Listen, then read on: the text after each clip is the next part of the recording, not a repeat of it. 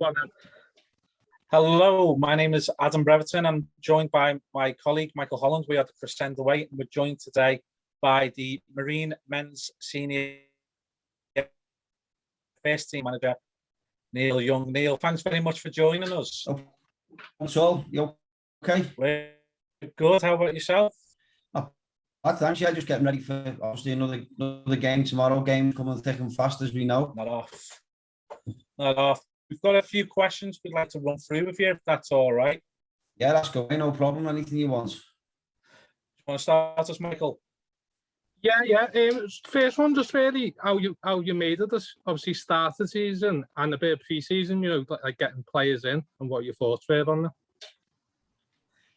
I think I've said before, since we came in, probably when we had our first, it wasn't a full season, but we were here for the start of the season. Recruitment strategy changed, in terms of what we wanted to implement going forward. And I'd like to think we're bearing the fruits of that from last year's cup run. But yeah, recruitment was key in the summer. We needed to make sure that we had enough firepower. That's where we put our efforts mainly, and bringing in players at the top end of the pitch. In terms of where we've had a decent start, I think. I don't think we've hit the heights that I would expect yet, but if I'm honest, and I think most managers will tell you, it's an awful lot of games after not playing for so long.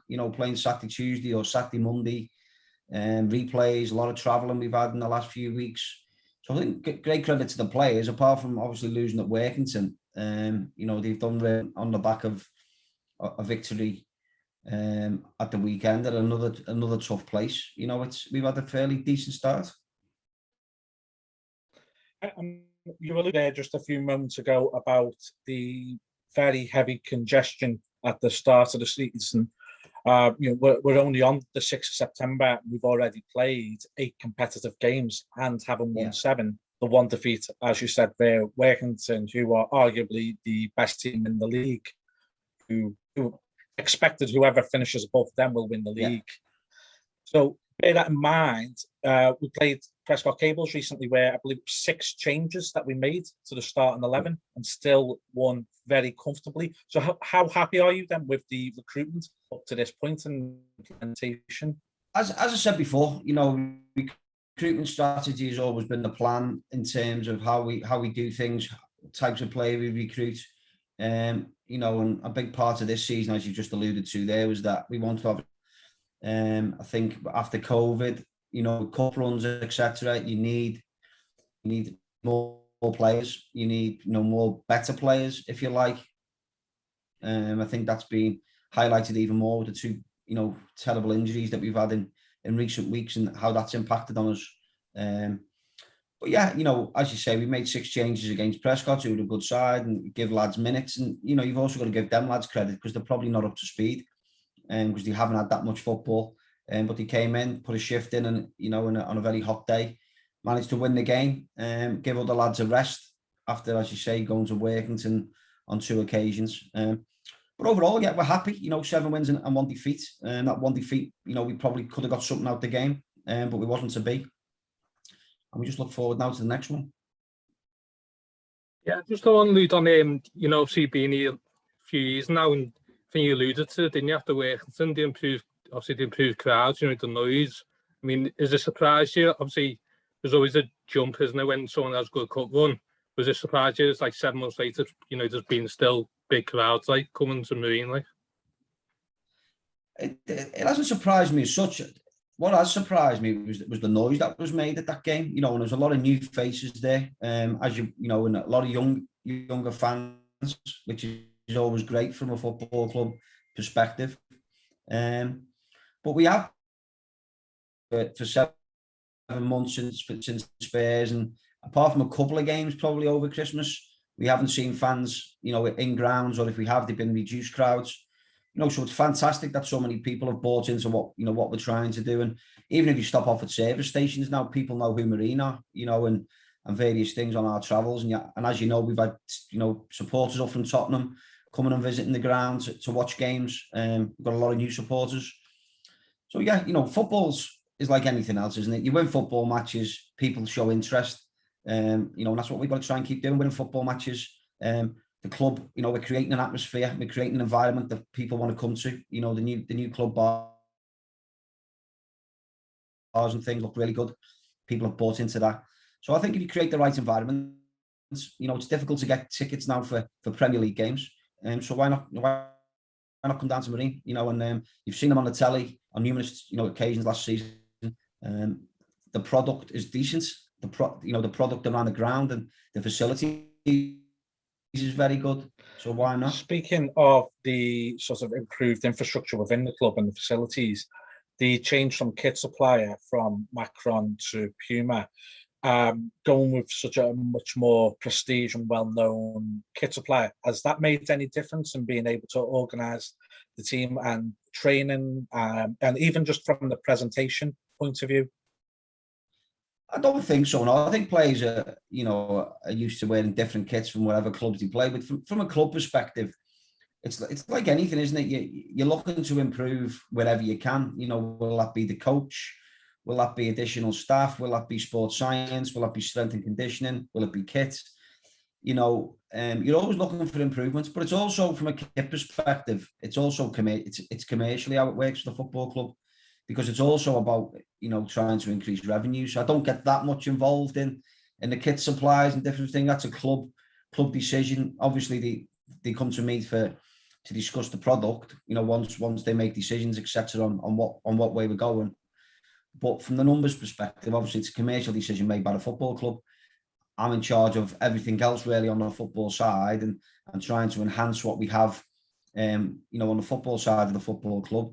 And we've been allowed to do that. You know, the cup runs allowed that. The club have bought into the strategy that we're working to, and hopefully they're seeing that work is paying off.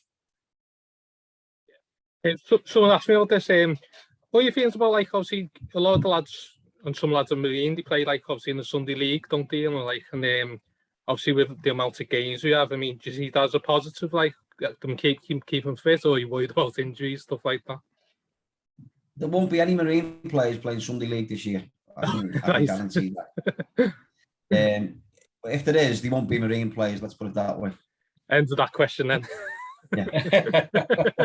Go on, Adam. As well, we've had a few new faces that have come into the club. Fair few to go through too many. I think some of the standouts though have been Watkinson and Riley, been two big standouts. Lynch as well in midfield. How happy have you been with their sort of adaptability to coming into the team and how they've been able to change games? I think all the lads we brought in are good players. You know, they've got good pedigree. You know, just the guys you've mentioned there. I think I've mentioned it numerous times about the way we recruit, or we try and recruit. Lewis Riley's been a professional footballer. You know, he scored goals. He's in a Chorley last year. We know what sort of cup run they had and season that they had until obviously it was curtailed. Owen Watkinson has been in a Blackpool, you know, and works hard, strong lad. Wants to go again if he can. You know, so there's a lot of players we brought in. Lynch, we all know about. He's played Conference North. He's won Conference North. Experienced player. Mark Howarth we've seen before. Doyley you've seen before. You know, so a lot of experienced players, a lot of good players. There's lads I've missed there. But overall, the recruitment is we work to a plan. You know, in the main way you can. Don't get me wrong. There'll be times when you've got to take people on the hoof because, you know, the situation dictates that. But in the main, you know, there's a planned recruitment policy and a procedure that we want to work to, we want to get to. Those lads are part of that, and I think you're only going to see them get better and better. You touched on the injury, obviously the bad injuries to Mendes and obviously Marley. I think Winard came in, didn't he, before Marley got injured? So I was just wondering if there's any plans to obviously get replacements in for the season, or... Yeah, Dean's a good player, you know, good experience, loads of league games behind him, still a great age. He was coming before Anthony obviously got injured. It was always a plan to run with 4 centre-backs if we could, but obviously Dean can play in either full-back position as well, as he proved, you know, very well against Prescott. In terms of the squad at the moment, we're always looking to improve if we can. We were fairly happy, but then we've lost 2 players. You know, and Anthony obviously breaking his leg, and Mendes with his patella tendon. Big blows to us, big blows, obviously, because it's injuries to lads which you never ever want to see. You know what I mean? And bad injuries. That's the first point. The second point, from a club perspective, they've both been here a fairly long time in terms of non-league football. Both great lads, both been with Marine, as I say, for a while. Both parts of the furniture a little bit in terms of myself and the squad and the people that we've brought in. So that's disappointing. And then obviously, from a squad perspective, you know, it leaves a big hole for us. And will we fill that? We may do, but it'll only be filled, you know, by the right players. And we send our very best as well to Anthony Marley and Germano Mendes as well for a very speedy recovery. And hopefully we get to see them around the ground as well. With the fixtures are coming thick and fast, as we touched on earlier. For you as a manager, and of course you will speak to other managers within the league, is there any sort of future plan protestation towards the league to ease off and gently ease teams going into future fixtures and future seasons? I don't think so. No, I think the league's hands have probably been tied a little bit in terms of the COVID situation, you know, because you can't really win, can you, really, if you don't put enough games in and then we get locked down again further along. At the end of the day, I mean, I've been here three years, 3 seasons, and I've not finished the season yet.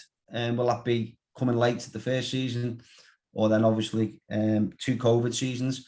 So they can't really win whichever way they go. The problem you have at our level, which is different from National League level, is you've got so many cup competitions early doors, which takes you mid-weeks away. We're in the National League North.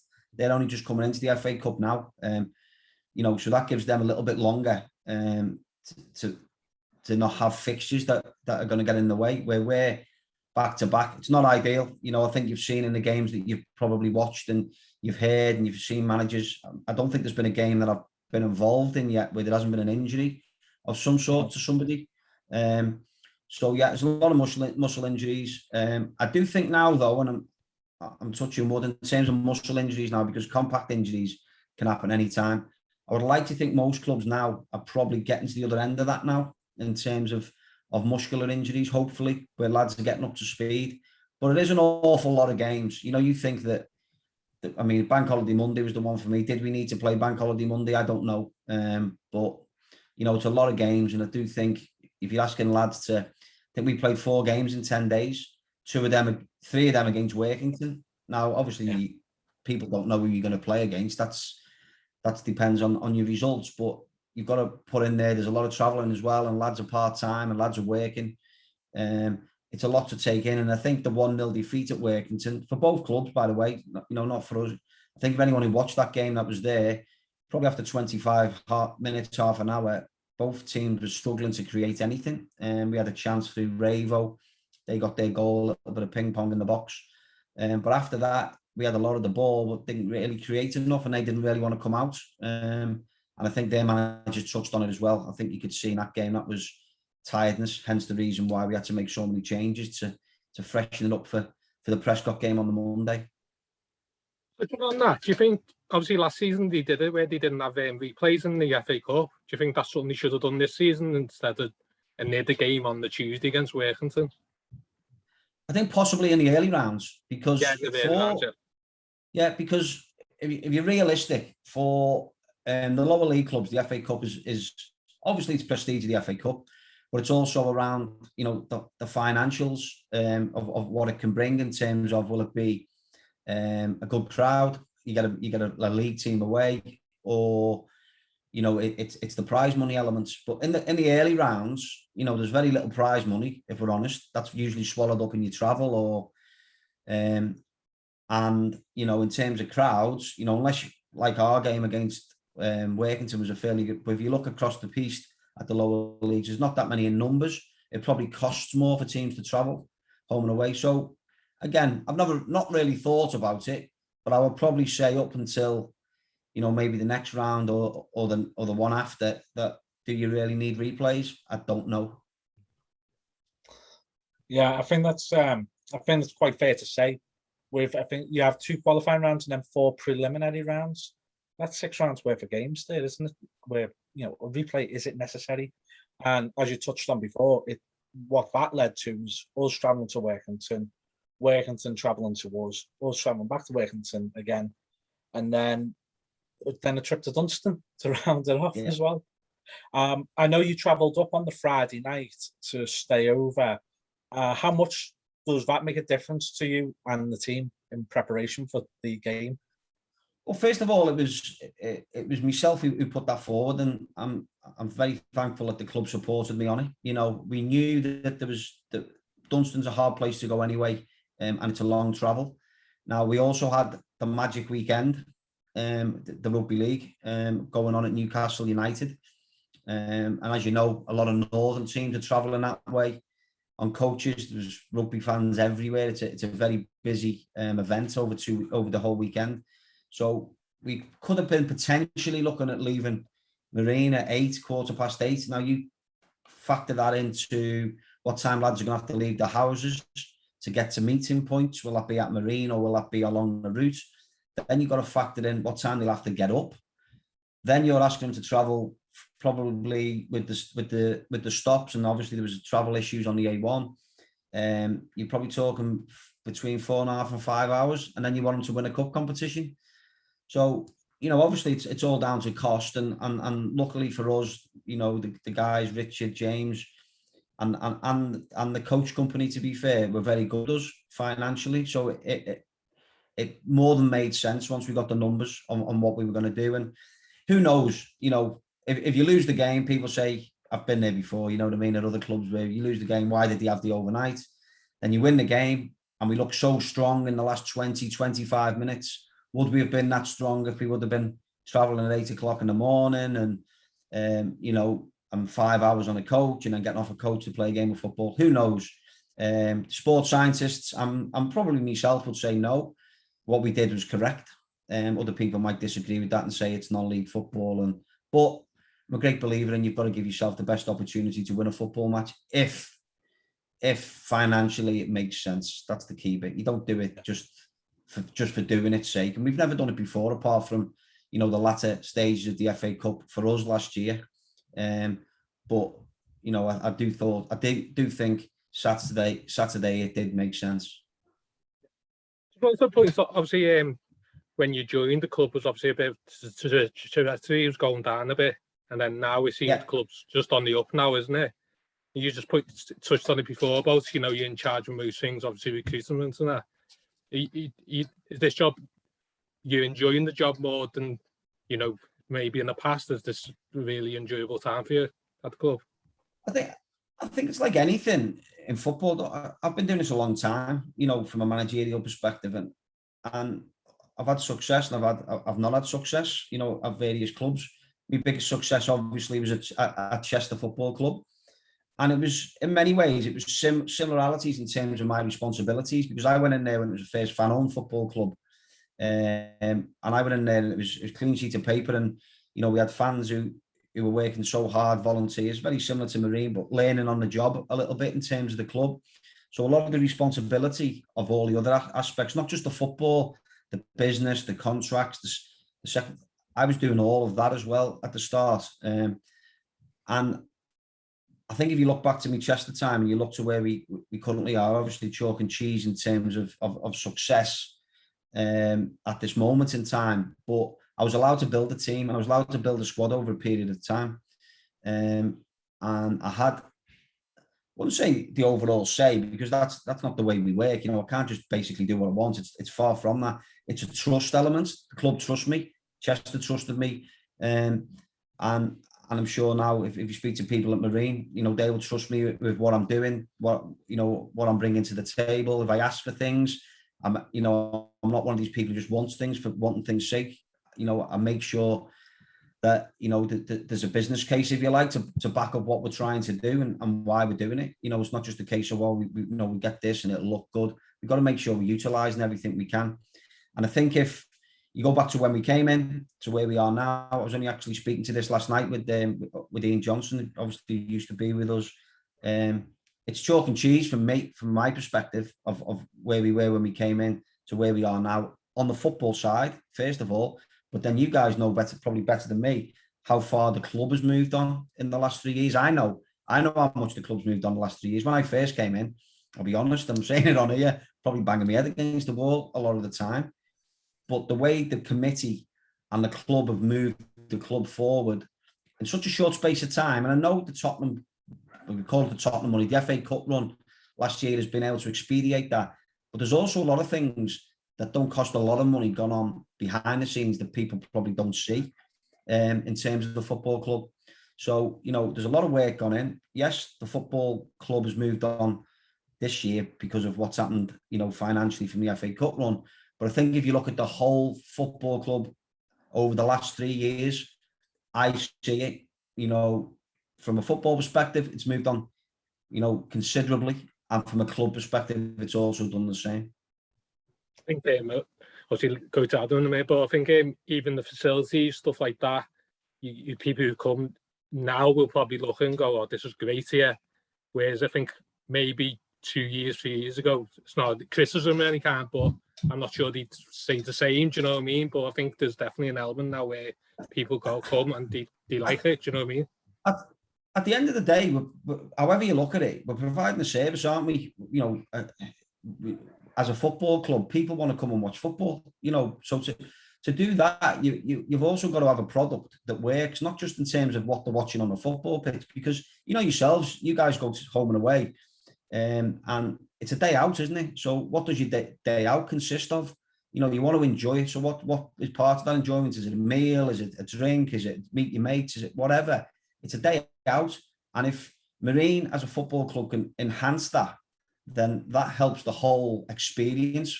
Call it a customer experience if you want, but a fan's experience doesn't start at 3 o'clock on a Saturday afternoon or 7:45 on a Tuesday night. In some cases, like you lads, it probably starts about 6 o'clock on a Saturday morning. But in most people's cases, it probably starts around lunchtime, and that whole thing starts. Will it be taking your kids to the game? Will it be taking, you know, your family, your dad, your mum, going as a family? Everyone's got a different experience of going to a football match, and all we can do as a football club, a non-league football club in Liverpool, is give that the best we possibly can. And I do think, I'm saying it again, over these last 3 years, we've moved on so much. And I think we're now bearing the fruits of the work that's gone on over those years, not just on the back of the FA Cup run, although obviously that's the big help. And certainly touching on as well the fan experience, and certainly for us as supporters now coming to the MTA, we do stand out like a sore thumb. Without sounding disrespectful to the other clubs within our league, Marines stand out like a sore thumb now with the facilities that are available. And that's led to a very healthy gate of over 2,000 fans coming through for the first 2 home games. For yourself and the team who were not able to celebrate the tremendous cup run that you had, to now have, as I say, 2,000 people come through the gate for the first 2 games. How's that been for you and the team? It's great to have fans back in, and I think if you see any level of football, any manager or players saying exactly the same. Football's not the same without supporters. You know, I always go back. That FA Cup run will be one of the best things that's ever happened. You know, I don't know what you guys do. I still watch the highlights back, and the hair stand up on your neck. Niall's goal goes in, the penalty when Michael Howard scores with Colchester. You know, they're moments that you'll never forget. You will never forget. But imagine that with fans. You know, imagine that with our fans, being able to celebrate with our fans. People say to me, well, you know, with fans there, they might have been nervous, and who knows? But the fan experience and fans being in the ground makes so much difference. And I said it's, you know, after the game against Workington. Workington for me in the FA Cup was one of the best games. It's definitely one of the best games that I've been involved in Chester, since Chester. And the reason why was because the appreciation of the fans of the lads' efforts, and we were playing a very, very good side. And Workington Football Club, if people don't do the homework on Workington Football Club, if teams don't do the homework, then they will go to most places and win quite convincingly, because they've got a great way about them. They've got a great way of playing. They've obviously got good players, good manager. But if you don't do your homework on them, their way of playing in most cases will get them over the line to win football matches. So for us to go out there and compete like we did, yeah, they may have had more of the ball in that game, but I thought we had the most of the chances. We put in a great performance.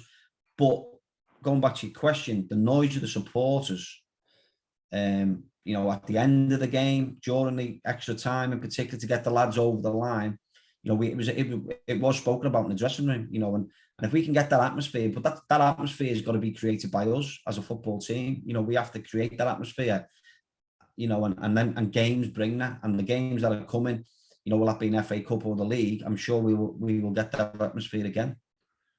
I think when you touched on Workington as well, as obviously before the pandemic hit, they were top of the league. Ramsbottom was second, and they've took two of their best strikers to Workington and the manager, so they're even probably better than he was in the first place, wasn't he? Yeah, they've got a lot of good players. They play the same way, which work. The three lads in midfield have got as good rotations as you'll get at the level that we're playing at, and they know what they're doing. It's okay to say keep the ball or play out from the back. You see it all the time, rolling it out. They don't roll it out. What they do is they play, and them lads rotate in midfield, and they get out. You know what I mean? And they have a different way of doing things. They believe in the players that they've got, and Tinian for me is as good as in the league in terms of midfield players. But we've got some really good players, and our players are young in the main, and we do it differently. But I also think we've got many ways of winning games, and I think with the players that we've got and the players that we've brought in recent, we can win a game in different ways, and hopefully. That will happen over the next, 6 or 7 months, whatever's left. And I don't know if you've seen today, but we drew Warrington Town for the next round of the FA Cup. What are your opinions on playing them? It's another tough game, isn't it? They're a good side. They've added, Griffiths and Harris, Jay Harris in the last 2 weeks. They've got some good players. They've done really well over a number of years now in the Northern Premier, which is obviously a tough league, with the clubs in there, South Shields and obviously Buxton and clubs like that, FC United are in there, and it's a strong league. They've always done well, Warrington, and I know Paul well, and it's going to be a tough game. But when you get to this far in the FA Cup, you can't pick your opponents, first of all, but secondly, there's no easy games, is there? There might be 2 or 3 games in there that if you wanted, you could potentially handpick. But, there's a lot of tough games in there as well. The Conference North teams are now in there as well. So you get what you get. I think all you can ask for is a home tie. That's what we've got. Yeah. And I think we'll have a proper tie on, because they're a proper side, and we're a good side. They're a good side. Number of ex-Marine players, are playing there. Number of, and we've got 1 or 2 at Marine, or certainly David Raven, who's played there. So, as I say, it's something to look forward to in 2 weeks' time, but we've still got 3 league games. We've got to try and make sure we get maximum points out if we can over that period. On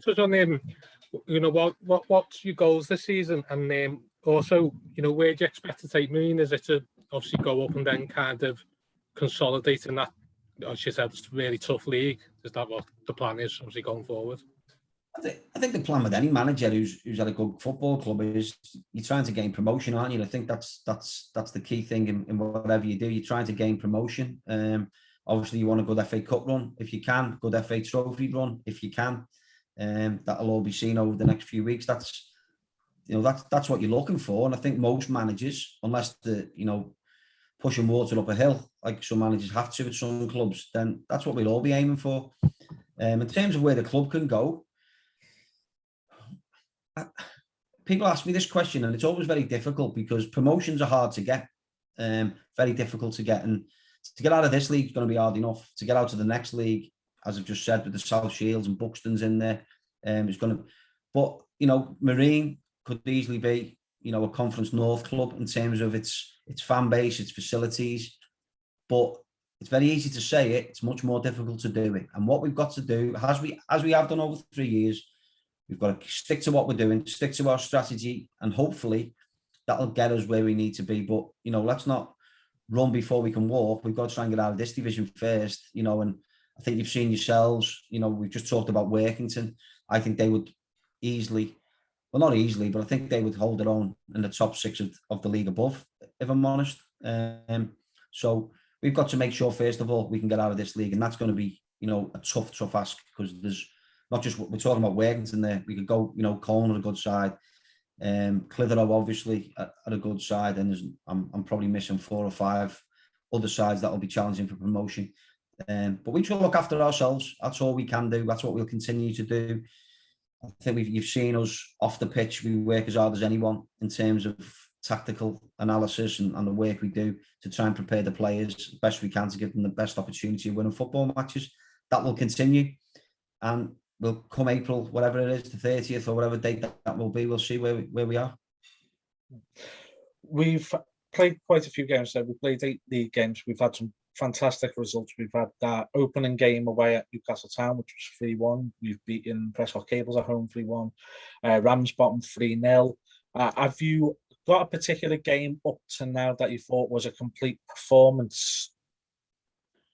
Complete performance, I would say no. I thought Ramsbottom first half, we were excellent. I thought we were very good.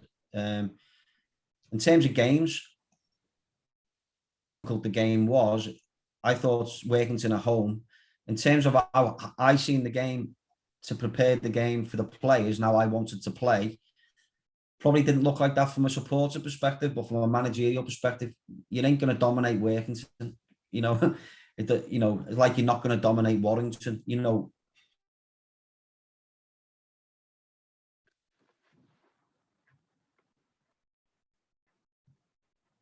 has given us the best chance to win that game. The lads carried that out, and Workington for me was probably the proudest game for me so far in this, is it 7 or 8 games that we've played, because we've gone there on a Saturday, we drew, obviously, we came back, we changed the system, we changed the way we played, lads took it on board, and as I say, they equalised, but then we got going, and in extra time, when I would have thought Workington would have put the foot on the gas, it was Marine that put the foot on the gas, and our lads rose again, and with the better side, in extra time to go on and win the game.